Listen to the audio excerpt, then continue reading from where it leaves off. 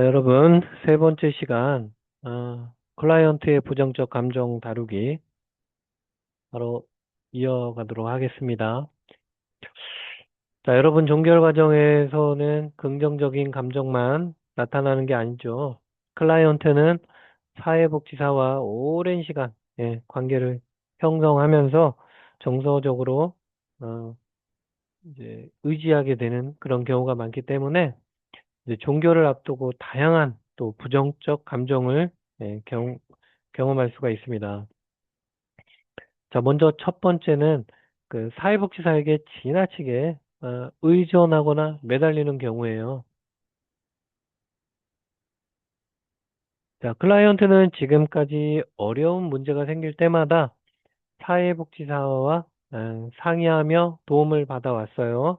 그런데 자, 이제 종결이 다가오면 자, 앞으로 혼자서 잘할 수 있을까? 아니면 문제가 생기면 누구에게 도움을 받아야 할까? 라고 하는 그런 걱정이 생길 수가 있습니다. 자, 그래서 종교를 미루려고 하거나 계속 상담을 요청하는 그런 모습을 보이기도 해요. 자, 두 번째는 자, 이전에 해결된 문제가 다시 발생했다고 이야기하는 경우에요. 자, 실제로 문제가 재발했을 수도 있지만 종결에 대한 불안감 때문에 과거 문제를 다시 강조하는 그런 경우도 있습니다. 자, 이는 종결을 피하고 싶은 마음이 간접적으로 표현되는 걸 수도 있고요. 자, 세 번째는 새로운 문제를 가지고 오는 경우예요. 자, 기존 문제는 어느 정도 해결되었는데 갑자기 다른 어려움을 이야기하면서 예, 서비스를 계속 받고자 하는 그런 경우가 있습니다. 이 역시 종결에 대한 불안감과 두려움에서 나타날 수 있는 그런 반응입니다. 자, 네 번째는 사회복지사를 대신할 사람을 찾으려는 그런 경우입니다. 예를 들어 가족이나 친구, 예, 다른 전문가 또한 또는 기관 관계자에게 지나치게 의존하려고 하거나 자, 앞으로 누구에게 연락하면 되나요? 라고 이렇게 반복적으로 질문하기도 합니다. 자, 이러한 반응은 사회복지사와의 관계가 끝난 이후 느끼게 될 불안감을 줄이기 위한 그런 행동이라고 볼 수가 있습니다. 자, 왜 이런 반응이 나타날까요? 클라이언트는요, 사회복지사와의 전문적 관계가 끝난 뒤에 이렇게 마주하게 될 미래에 대해서 네, 불안감을 느끼기 때문이에요. 자, 지금까지는 문제가 생기면 도움을 받을 수 있었지만, 이제는 스스로 해결해야 한다는 그런 부담감이 생긴 것이죠. 또한 자신이 배운 문제 해결 그런 기술을 실제 생활에서 잘 활용할 수 있을지에 대한 그런 걱정도 생길 수가 있고요. 그래서 종결 과정에서는 불안이나 슬픔, 상실감, 그리고 실패감, 또는 또 이렇게 분노와 같은 감정이 나타날 수가 있습니다. 특히 문제가 충분히 해결되지 않았다고 느끼거나 기대했던 만큼 변화가 이루어지지 않았을 때 이러한 감정은 더욱 강하게 나타납니다. 또한 사회복지사가 기관을 떠나거나 담당자가 바뀌어 갑작스럽게 종결이 이루어지는 경우에도 클라이언트는 배신감이나 상실감을 경험할 수가 있습니다. 이때 사회복지사는 이러한 감정을 부정하거나 무시해서는 안 됩니다. 오히려 종결을 앞두고 걱정이 되실 수가 있습니다. 흔히 혼자 이렇게 해내야 한다고 생각하니 불안할 수도 있습니다. 와 같이 이렇게 클라이언트의 감정을 인정하고 공감해 주어야 한다는 것이고요. 어,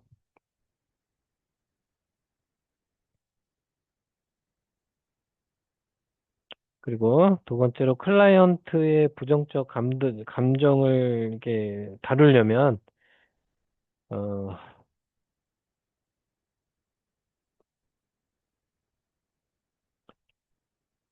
이제 사회복지사가요, 클라이언트가 갖고 있는 그런 그 부정적 감정을 어떻게 다뤄야 하는지 보는 건데요.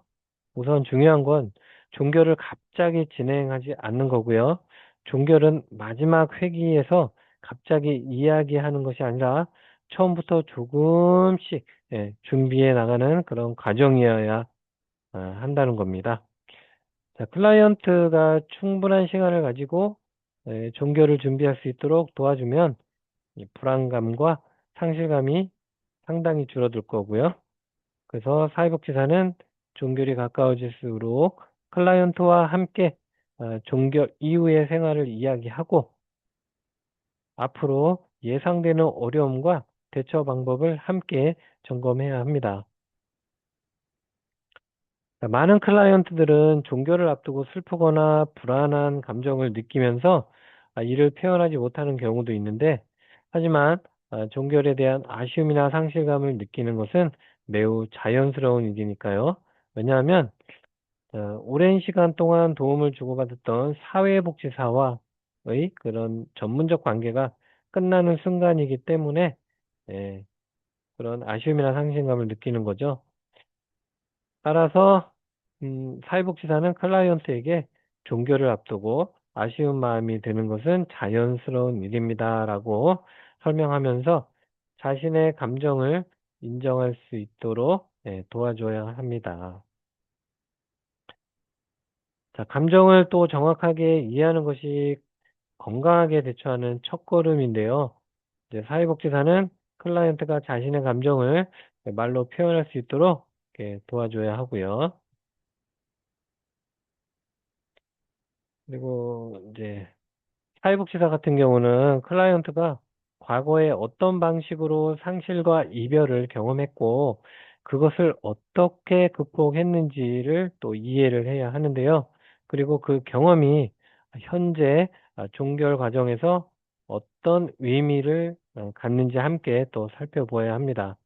결국 종결 과정에서 중요한 것은요. 부정적인 감정을 없애는 것이 아니라 그 감정을 자연스럽게 인정을 하고 건강하게 표현하도록 돕는 것이라 할 수 있겠습니다.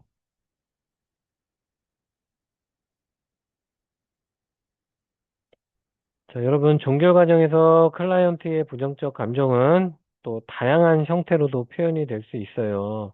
이 중요한 것은요, 사회복지사가 겉으로 드러나는 말이나 행동만 보고 판단하지 말고 그 이면에 있는 감정을 이해하는 거예요. 자, 먼저 간접적인 표현 방식을 한번 보면은, 처음에 그 사회복지사의 헤어짐을 부인하는 경우고, 자, 두 번째는 아직 해결해야 할 문제가 많이 남아있다고 이야기하는 그런 경우예요. 세 번째 같은 경우는 사회복지사 없이 생활하기 어렵다고 말하는 경우. 자, 네 번째는 앞으로도 계속, 어, 이제 관계를 유지하고 싶어 하는 그런 경우인데요. 연락처를 주고받고자 하거나 이제 종결 후에도 계속 만나고 싶다는 그런 의사를 이렇게 표현하기도 합니다. 자, 이러한 행동 역시 관계가 끝나는 것에 대한 아쉬움과 불안을 나타내는 그런 경우가 많습니다. 반면에 또 이제 부정적 그런 감정이 직접적으로 이제 표현되는 경우도 있어요. 그래서 우리 사회복지사는 클라이언트의 말과 행동만 보지 말고 그 안에 담겨 있는 감정을 이해하려는 그런 자세를 앞으로 가져야 하겠다고 말씀을 드립니다. 클라이언트의 부정적 감정 다루기에서 이제 내담자와 부정적 감정 다루기가 있는데 우리가 연습 12-5를 보면은요. 사회복지사가 기관을 떠나거나 원조 관계가 종결될 때 클라이언트에게 어떻게 이야기할 수 있는지를 보여주는 그런 사례예요. 자, 사례를 보면은요. 사회복지사는 먼저 자신의 입장을 설명하기보다는 클라이언트가 느낄 수 있는 감정을 이해하고 공감하는 그런 태도를 보이고 있습니다.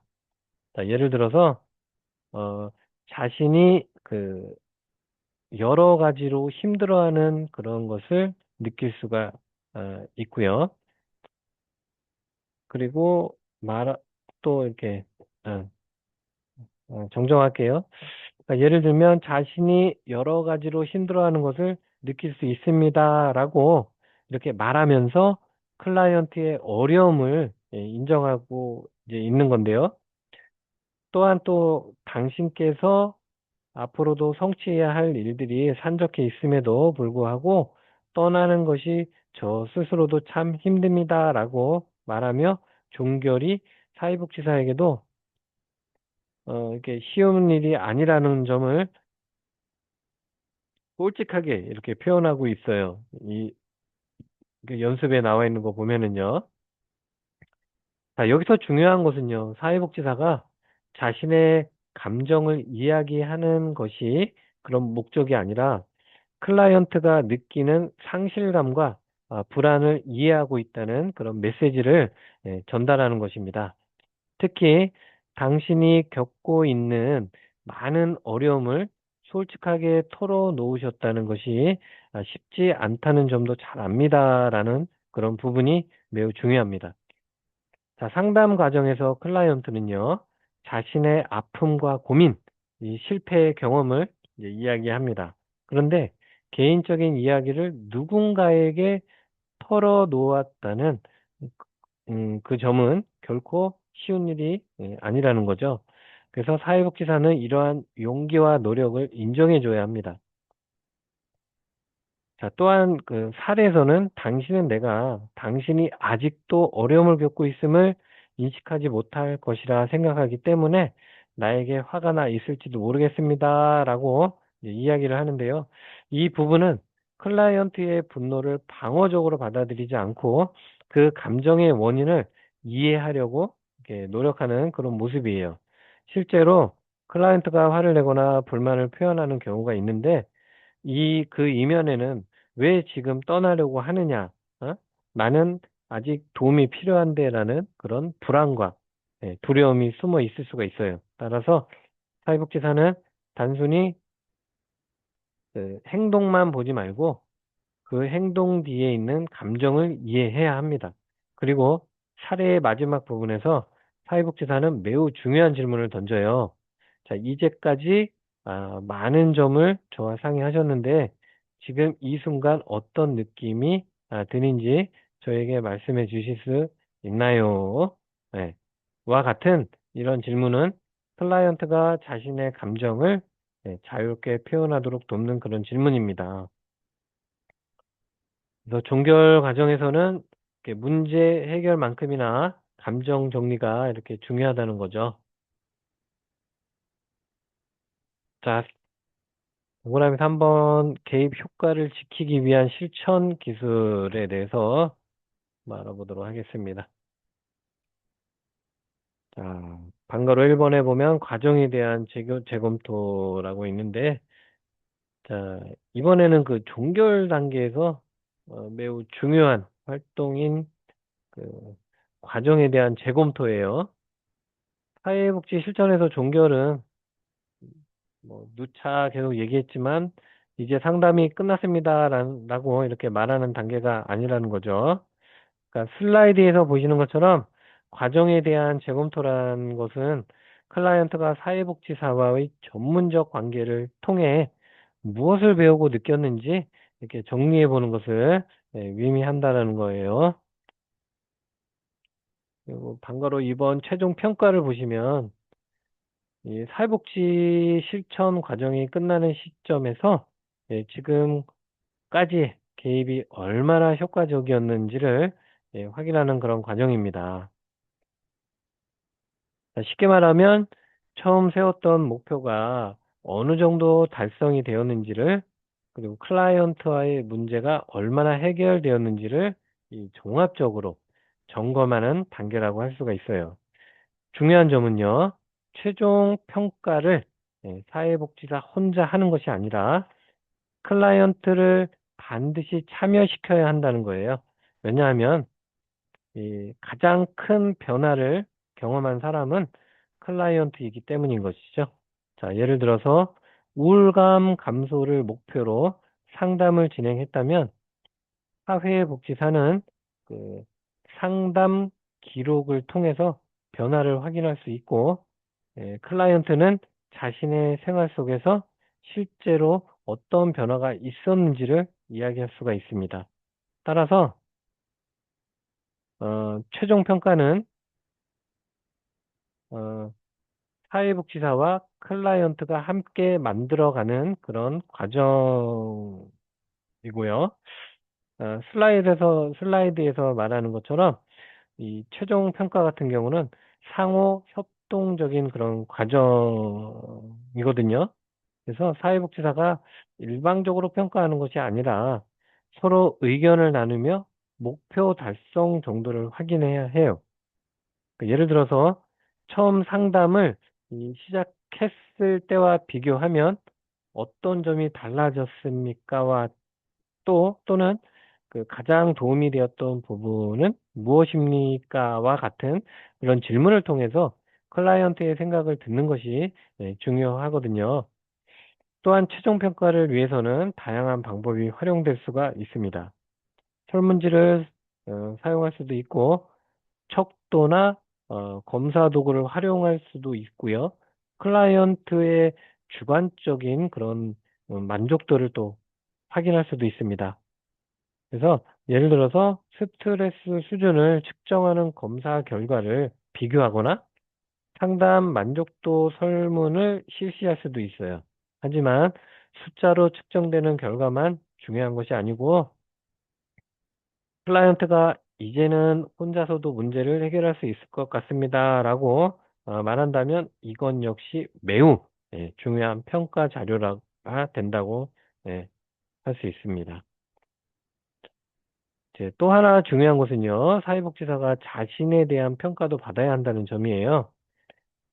자, 슬라이드에서도 제시하고 있듯이 사회복지사가 했던 자신의 말과 행동 가운데 무엇이 도움이 되었고, 무엇이 도움이 되지 않았는지에 대한 피드백을 클라이언트로부터 받는 것이 바람직하겠습니다. 그리고 다음 이제 변화 유지 저해 요인에 대한 반응에 대해서 한번 살펴보겠는데요. 어,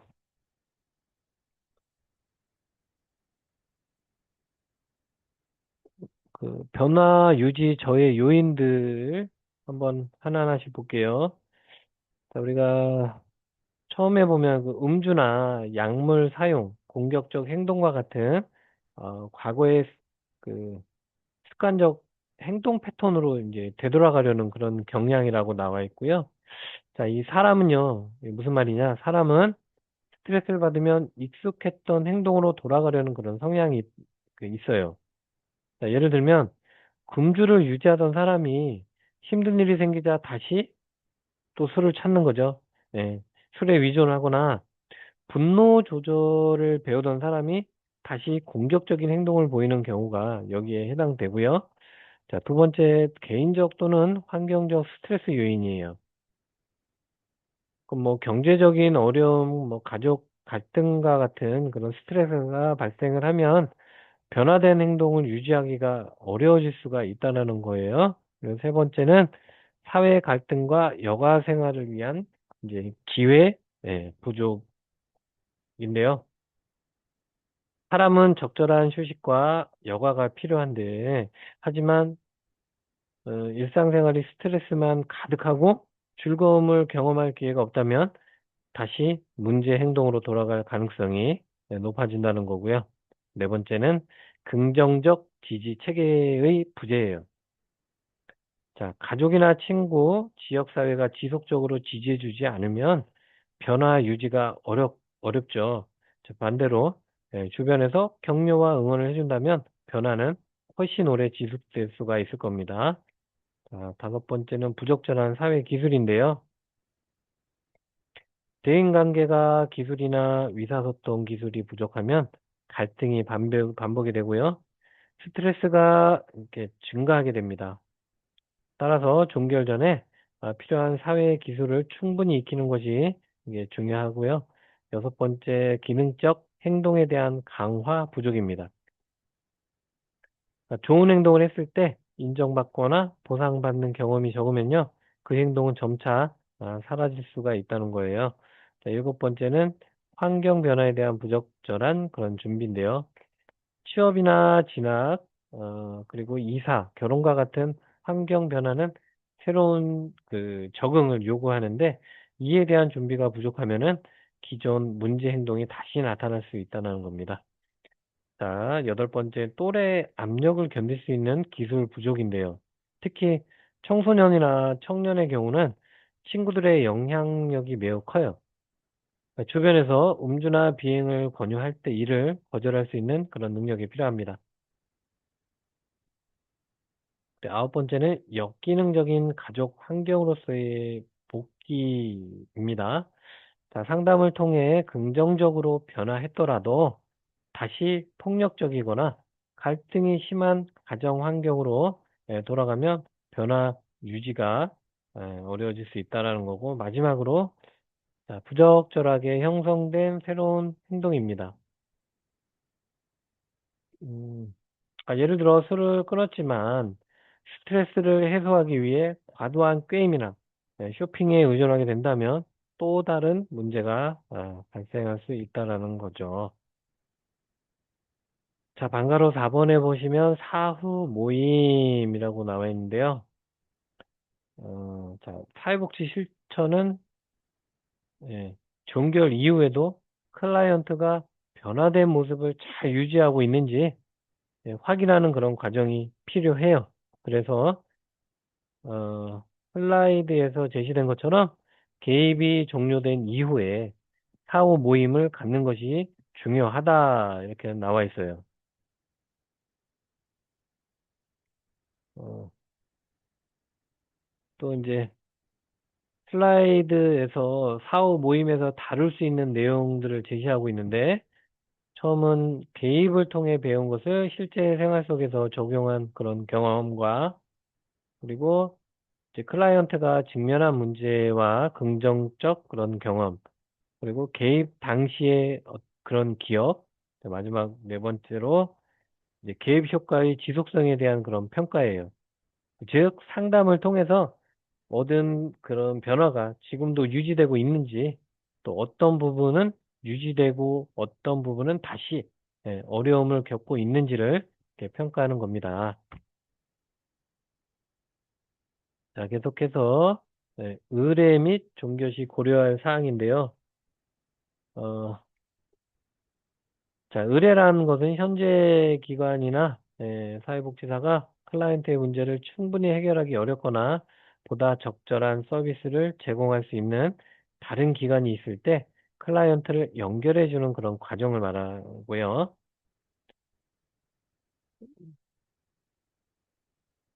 음, 우리가 그러니까 의뢰가 클라이언트를 위한 최선의 선택이라는 점을 충분히 이제 설명해 줘야 돼요. 어떤 상황에서 이제 다른 그 기관에 이제 연결해 주는 그런 상황에서 그래서 어, 그런 부분하고 이제 또 적절한 지원 연결 어, 그리고 또 뭐가 나와 있죠? 예, 선택권 존중이에요.